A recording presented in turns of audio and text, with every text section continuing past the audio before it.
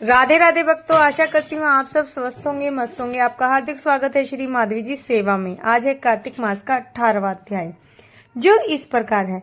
लिखता हूँ मैं पुराण की सीधी सच्ची बात, 18वां अध्याय कार्तिक मुक्ति का वरदात।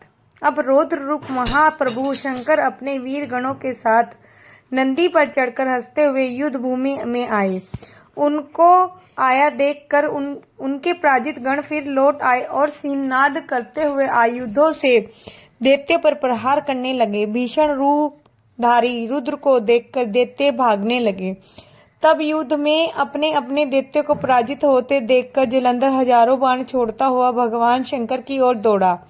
उसके शुंभ निशुंभ आदि वीर भी क्रोध से अपने होठों को काटते हुए शंकर जी की ओर दौड़े। इतने में शंकर जी ने जलंधर के सब बाण जालों को काटकर अपने गणों को निर्भय कर अपने अन्य बाणों की आंधी से दैत्य को पीड़ित कर दिया। खड़गोरमा नामक दैत्य को अपने फरसे से मार डाला और बलाहक का भी सिर काट दिया। धसमर भी मार गया और शिवगण चिसी ने प्रचंड नामक दैत्य का सिर काट डाला। किसी को शिवजी के बैल ने मारा और कई उनके बाणों द्वारा मारे गए। यह देखकर जलंधर अपने शुंभ निशुंभ आदि दैत्य को भी धिक्कारने लगा और भयभीत को धैर्य देने लगा, पर किसी प्रकार भी वे त्रस्त दैत्य दोबारा युद्ध भूमि में जाने को तैयार न हुए। दैत्य सेना ने पलायन शुरू कर दिया। तब महाक्रुद्ध जलंधर शिवजी को अपनी ओर ललकारने लगा।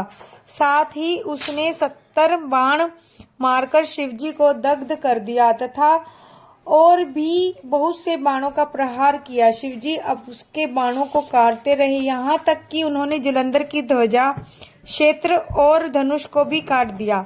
फिर 7 बाण मारकर उसके शरीर को आघात पहुंचाया। धनुष के कट जाने से जलंधर ने प्रचंड बाण मारकर उनकी गदा के टुकड़े कर दिए। तब उसने समझा कि शिव मुझसे बलवान है, अतः उसने गंधर्वी माया उत्पन्न कर दी। अनेक गंधर्व अप्सराओं से गण पैदा हो गए। वीणा और मृदंग आदि बाजों के साथ नृत्य व गान होने लगा। इसमें अपने गणों सहित रुद्र भी मोहित हो गए। उन्होंने युद्ध बंद कर दिया। फिर तो काम से मोहित हो जलंधर जल्दी से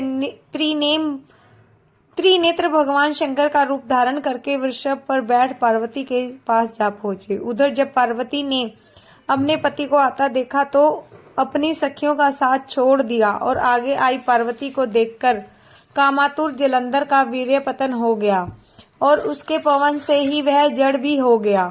गौरी ने उसे दानव जाना तो वह अंतर्ध्यान होकर उत्तर की ओर मानस पर चली गई।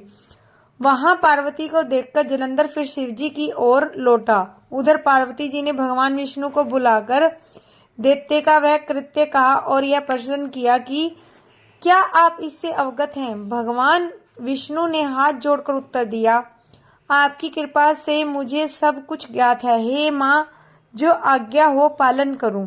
जगत माता ने विष्णु जी से कहा, उस दैत्य ने जो मार्ग खोला उसका अनुसरण उचित है। मैं तुम्हें आज्ञा देती हूँ कि तुम जाकर उसकी स्त्री का पतिव्रत धर्म भ्रष्ट करो। वह दैत्य तभी मरेगा। पार्वती की आज्ञा पाते ही भगवान विष्णु माँ की आज्ञा सिरोधार्य कर छल करने के लिए जलंधर के नगर की ओर चले गए। ये था कार्तिक मास का 18वां अध्याय। राधा रानी आप सब पर कृपा करें। अगर आपको यह वीडियो पसंद आई हो तो प्लीज लाइक, शेयर, सब्सक्राइब करें। राधे राधे भक्तों।